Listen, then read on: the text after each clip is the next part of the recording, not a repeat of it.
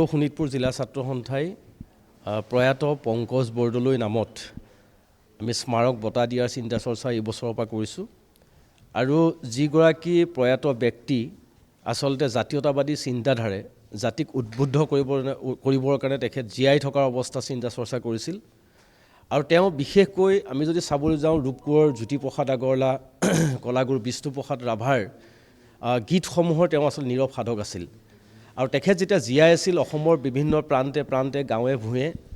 উঠি অহা প্ৰজন্মৰ কণ কণ ছাত্ৰ ছাত্ৰীসকলে যাতে এই গীতসমূহ খুব শুদ্ধ ৰূপত গাব পাৰে পংকজদাই সেই কথাবোৰেই চিন্তা চৰ্চা কৰিছিল আৰু আমি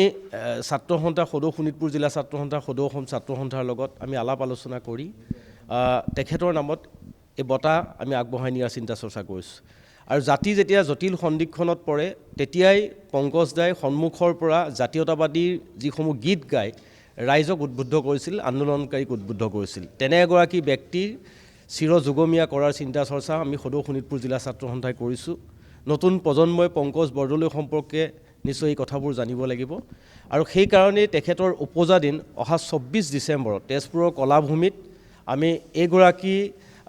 স্বনামধন্য ব্যক্তিৰ সোঁৱৰণত আমি জিলা ছাত্ৰ সন্থাই বঁটা প্ৰদান কৰিব বিচাৰিছোঁ আৰু এই বঁটা আমি দিগন্ত ভাৰতীলৈ পোনপ্ৰথমবাৰৰ বাবে আগবঢ়াব বিচাৰিছোঁ অহা বছৰসমূহতো তেখেতৰ এই বঁটা প্ৰদান নিশ্চয় আহি থকা দিনতো জিলা ছাত্ৰ সন্থাই কৰি যাব গতিকে আমি আহি থকা দিনত 24 ডিচেম্বৰ যিহেতু কলাভূমি বিয়লি 4 বজাত এই অনুষ্ঠান অনুষ্ঠিত হ'ব তেজপুৰ যিহেতু সাংস্কৃতিক নগৰী আৰু এই সংস্কৃতিৰ লগত প্ৰয়াত পংকজ বৰদলৈ জড়িত আছিল আজি দিগন্ত ভাৰতী যিগৰাকী আচলতে মায়াৰ যাদুকৰ বুলি কোৱা যায় তেওঁ গতিকে সেইগৰাকী ব্যক্তিক আমি